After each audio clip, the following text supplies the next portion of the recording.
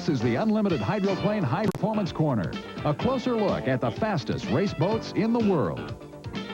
Take me over to him. This week, a look at how the Nimrod rescue divers administer medical treatment to an injured driver. He's dead in the water at this time. The canopy is not open. Patrol boats are being released to him. For our dramatization, Jim Cropfeld of the Miss Budweiser has volunteered to be our mock injured driver. First of all, the helmet comes off. Carefully, trying to avoid any neck injuries. The helmet. Go ahead. Put the collar in behind. Okay. Chin side on. Then he's lifted into the litter. They're just getting ready to lift him out of the cockpit.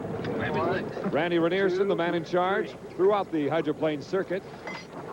Boy, he's got more Tinker toys on him. Now they take him out. Okay. Okay. Ready? And is whisked away in the rescue boat to an awaiting helicopter.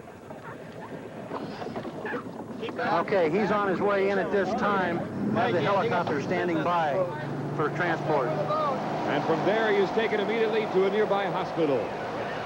In the meantime, the boat is towed back to the pits. Thanks to Nimrod and Jim Cropfeld. Back to Oklahoma City and the state capitol building. Here are the boats that will be in the final. The 7-Eleven, the Budweiser, Miller American and Company. Should be a good one. Yeah, stay there.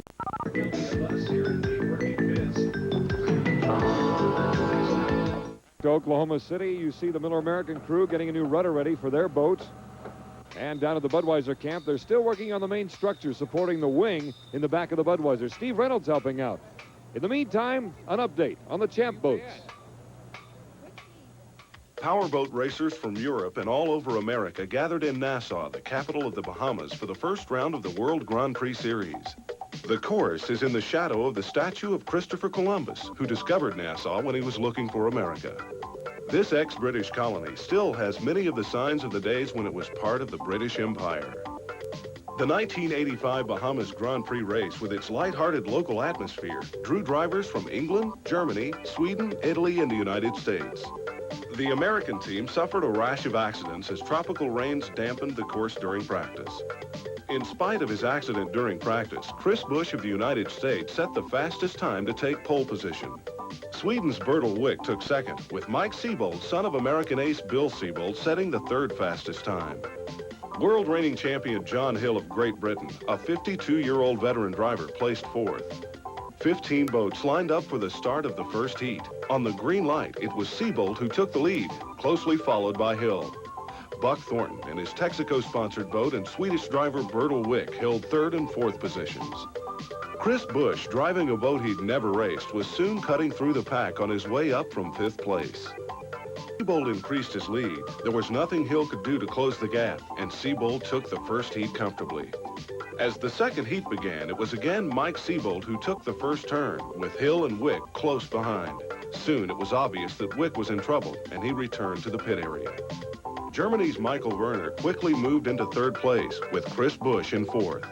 It seemed everyone but Seabold was plagued with difficulties, as Busch and Hill had to withdraw before race's end. This left Michael Werner chasing Seabold in second place. U.S. drivers Mickey Garrett, Buck Thornton, and John Nichols filed in behind, but by now Seabold had built up a convincing lead and was driving superbly. Again, he led from start to finish, and his fellow Americans were left in his wake. As the time for the third heat approached, apprehension mounted. We asked Mike Seabold how he felt about the upcoming heat. Mike, as you go into the final heat, any special thoughts? Well, I just want to finish, and I don't want to break my equipment. I just want to hang in there. Of all the European drivers you've been confronted with this weekend, who poses the greatest threat for you?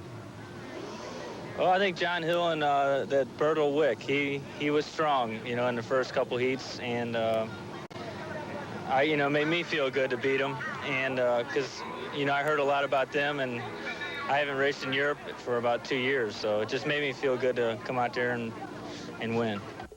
In the third heat, it was Chris Busch and his Arcadian boat who took a commanding lead. He was followed by Seabold, Garrett, and Hill. Busch, a clear leader, suddenly dropped out of the race when his boat stopped on the fourth lap.